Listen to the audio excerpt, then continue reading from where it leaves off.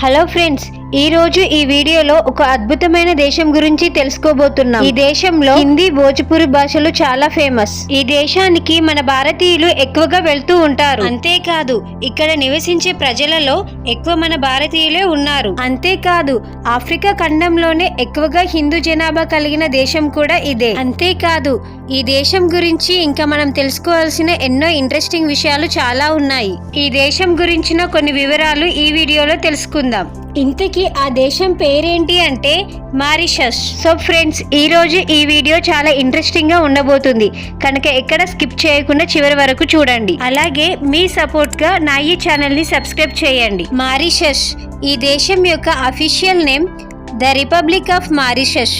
ఇది ఆఫ్రికా ఖండంలోని ఒక ఐలాండ్ దేశం. ఈ దేశం యొక్క మొత్తం జనాభా 12 లక్షలు. వీరిలో 40% జనాభా పట్టణాలలో నివసిస్తూ ఉంటే మిగిలిన 60% జనాభా గ్రామీణ ప్రాంతాలలో నివసిస్తున్నారు.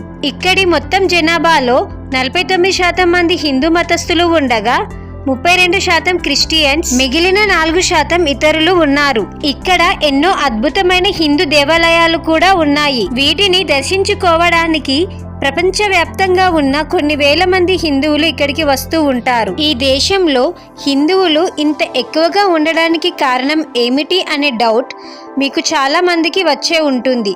దీనికి కారణం 1810లో ఈ మారిషస్ దేశాన్ని బ్రిటిష్ వారు పాలిస్తున్నప్పుడు ఈ దేశం ఎక్కువగా చెరుకు పంటపై ఆధారపడి ఉండేది. అందుకే ఇక్కడి చెరుకు తోటలో పనిచేయడానికి మన దేశంలోని ప్రజలను వలస కూలీలుగా బ్రిటిష్ వారు ఇక్కడికి తీసుకొని వచ్చారు. ఆ తర్వాత 1968లో బ్రిటిష్ నుండి ఈ దేశానికి స్వాతంత్రం లభించింది. అలా మన దేశం నుండి వలస కూలీలుగా వెళ్లిన హిందువులు అక్కడే పర్మనెంట్ గా స్థిరపడిపోయారు. అందుకే ఈ దేశంలో ఇంత పెద్ద మొత్తంలో హిందువులు ఉన్నారు. ఈ కారణం వల్లే మనం ఆ దేశానికి వెళ్తే మనకు ఇండియాలోనే ఉన్న భావన కలుగుతుంది. అంతేకాదు ఇక్కడి చాలా గ్రామాలలోని మహిళలు చీరను ధరించి దాండియా ఆడుతూ కనిపిస్తూ ఉంటారు. ఇక ఇక్కడ మరొక ఇంట్రెస్టింగ్ విషయం ఏమిటంటే ఈ ప్రపంచంలోని అతిపెద్ద దుర్గామాత విగ్రహం ఈ దేశంలోనే ఉంది. ఈ విగ్రహం ఎత్తు 36 అడుగులు.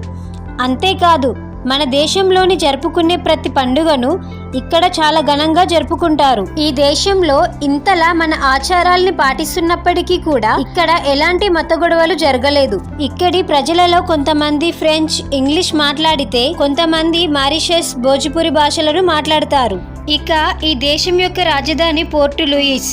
ఇది ఈ దేశంలోనే పెద్ద నగరంగా చెప్పబడుతుంది. ఇంకా ఈ దేశం యొక్క అక్షరాస్యత గురించి చెప్పుకుంటే ప్రస్తుతం ఇక్కడి లిటరసీ రేట్ 91% ఉంది. ఇక్కడి పిల్లల చదువు పట్ల వారి పేరెంట్స్ చాలా శ్రద్ధ చూపిస్తారు. పిల్లలకు చదువు ఉంటే చాలు, వాళ్ళు ఎలాగైనా బ్రతికేస్తారని వారి నమ్మకం. అంతేకాదు ఇక్కడి ప్రభుత్వం కూడా ఈ లిటరసీ రేట్ ని 100% చేయాలని లక్ష్యంగా పెట్టుకుంది. అందుకే మనకి ఇక్కడ ఎక్కడ చూసినా కూడా చెరుకు పంటలే కనిపిస్తాయి. ఇక ఈ దేశంలో చెరుకు పంటను అధిక మొత్తంలో పండిస్తారు. ఈ చెరుకు పంటతో వచ్చే డబ్బుతో ఈ దేశం ఆర్థికంగా బాగా అభివృద్ధి చెందింది. ఇక ఈ దేశానికి అన్ని వైపులా సముద్రం ఉండటం వల్ల ఇక్కడి ప్రజలు ఫిషింగ్ ని ఎక్కువగా చేస్తూ ఉంటారు. అంతేకాదు ఇలా పట్టిన చేపలను వాళ్ళు దేశ విదేశాలకు ఎగుమతి చేస్తూ ఉంటారు. ఈ ఫిషింగ్ కూడా ఈ దేశానికి ఒక మంచి సోర్స్ ఆఫ్ ఇన్కమ్ గా చెప్పవచ్చు. ఈ దేశంలో టూరిజం ఇండస్ట్రీ కూడా శరవేగంగా అభివృద్ధి చెందుతుంది. ఇక్కడ వారు ఎక్కువగా హోటల్ బిజినెస్ ద్వారానే డబ్బులు సంపాదిస్తున్నారు. అంతేకాదు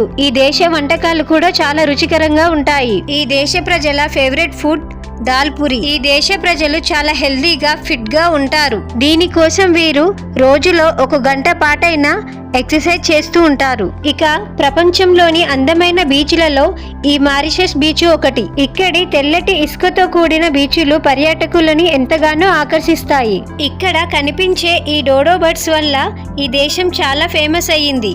ఎందుకంటే ఈ రకం పక్షులు ఇక్కడ మాత్రమే కనిపిస్తాయి. అయితే ఇప్పుడు ఈ రకం పక్షులు అంతరించిపోయాయి. ఇంకా ఇక్కడ మనకు పెద్ద పెద్ద తాబేళ్లు కనిపిస్తాయి.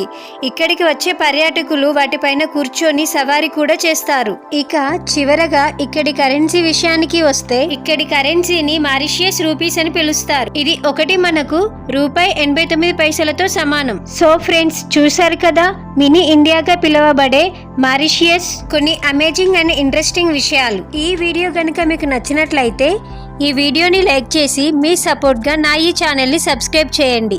Thank you friends, thank you for watching.